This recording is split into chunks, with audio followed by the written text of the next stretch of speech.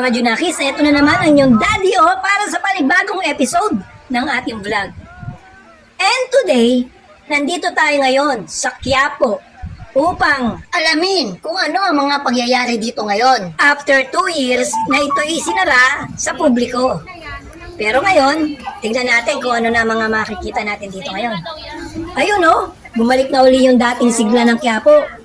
Andiyan na naman yung mga nagtitindang kandila, yung mga nagpapahula, at yung mga sari-sari mga paninda na makikita mo sa paligid nito.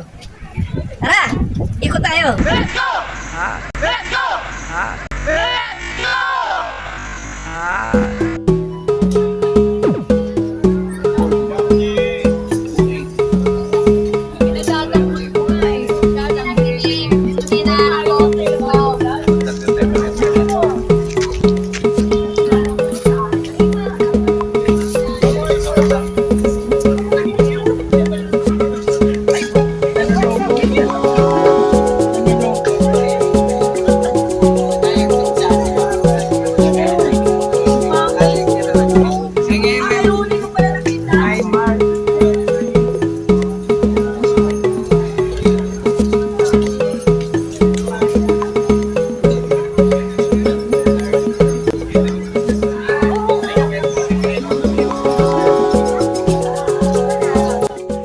Dito sa Quiapo, marami kang mabibili ng pagkain dito.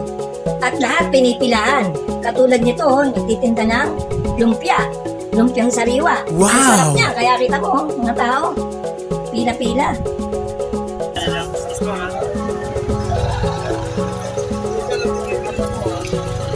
Ito pa isa.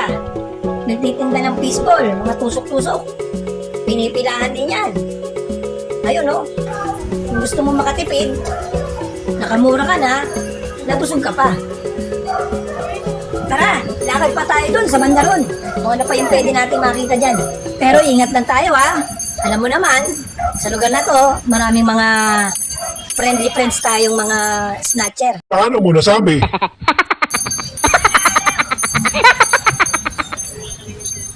Ate, dahan-dahan sa pagkukok. Pero, ika nga, walang mandurukot kung walang magpapadukot. Kaya, ingat-ingat na. Isa pang maganda dito sa Quiapo, bukod sa mga murang mga bilihin, ay puro sariwa pa yung mga gulay. Wow! Dahil nga, syempre, malapit sa Divisoria, kaya parang Divisoria style na rin sila rito. Yun nga lang, talagang maraming tao. Siksikan, kaya kailangan naka-face mask ka lagi. Alam mo na, COVID is waving.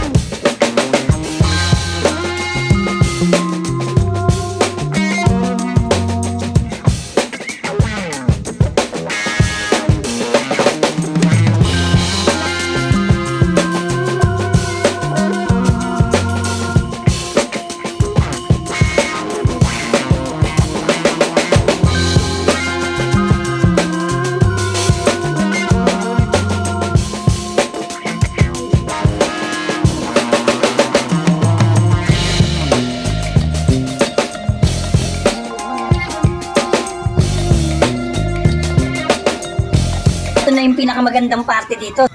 sa pagpunta namin dito sa Quiapo.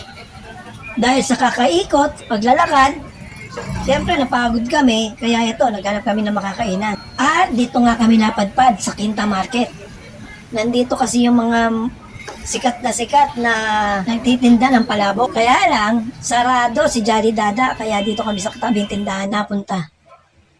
Pero in fairness, pila rin, no? Haba ng pila. Ibig sabihin, masarap din. Tingnan mo si Kuya. Ang sama ng tingin sa papa. Sa palabok pala.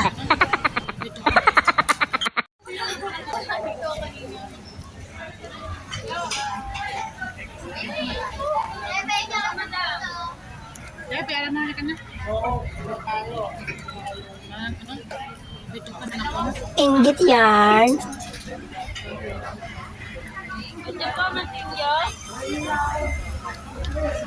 Jupay, kamusta ka na? Bago lang po kasi ako dito, madam. Sige, pakisabi na lang. Magte-take out kami ng dalawa.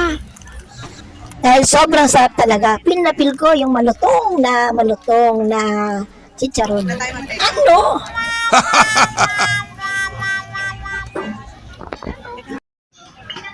Pero syempre, dahil nagustuhan ko, at ako yung nasusunod sa amin, so talagang nag-take out na rin kami. Yan siya, oh. O, di ba? At dahil dyan, dito na rin namin tinatapos ang vlog na to. Once again, this is your Daddy O saying stay safe, ride safe, and God bless. Bye-bye!